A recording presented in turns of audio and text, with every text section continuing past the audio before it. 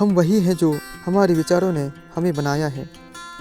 इसलिए इस बात का ध्यान रखें कि आप क्या सोचते हैं। शब्द गुड़ है, विचार रहते हैं, वे दूर यात्रा करते हैं।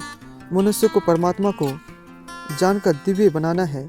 मूर्ति या मंदिर या चर्च या किताबें केवल सहारा है, उसके आध्यात्मिक बचपन का सहारा है। खड़े हो जाओ और मजबूत बनो। कोई डर नहीं, कोई अंधविश्वास नहीं। सच्चाई का वैसे ही सामना करो जैसे वह है। हम वही हैं जो हमारे विचारों ने हमें बनाया है। मनुष्य की सेवा ही ईश्वर की सेवा है। शक्ति ही जीवित है, दुर्बलता ही मृत्यु है। विस्तार ही जीवन है, संकुचन ही मृत्यु है। प्रेम ही जीवन है, घृणा मृत्यु है। कर्तव्य के प्रति समर्पण ईश्वर की पूजा का सर्वोच्च रूप है। आज़ादी कभी कमज़ोर नहीं पा सकते। सारी कमजोरी को दूर भगाओ। अपने शरीर से कहो कि वह बलवान है, अपने मन से कहो कि वह बलवान है, और अपने आप में असीम विश्वास और आशा रखो। कर्मयोग का रहस्य जो बिना किसी फलदायी इच्छा के कर्म करना है, भगवान कृष्ण ने भगवत गीता में सिखाया है।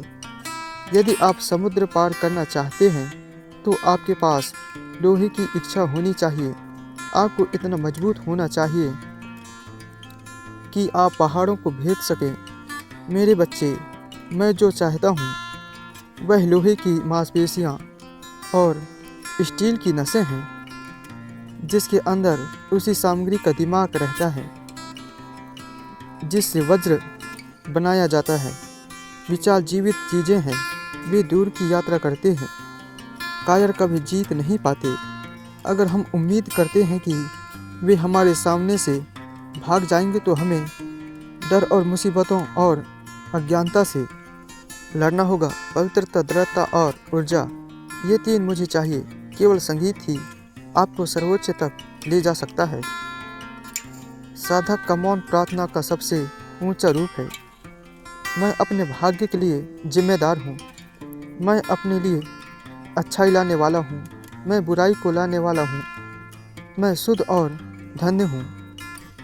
हमें उन सभी विचारों को अस्वीकार करना चाहिए जो इसके विपरीत हैं। पृथ्वी या स्वर्ग में सुख की सारी इच्छा छोड़ दो। इंद्रियों के अंगों को वश में करो और मन को वश में करो, यह जाने बिना कि तुम दुखी हो। हर दुख को सहन करो।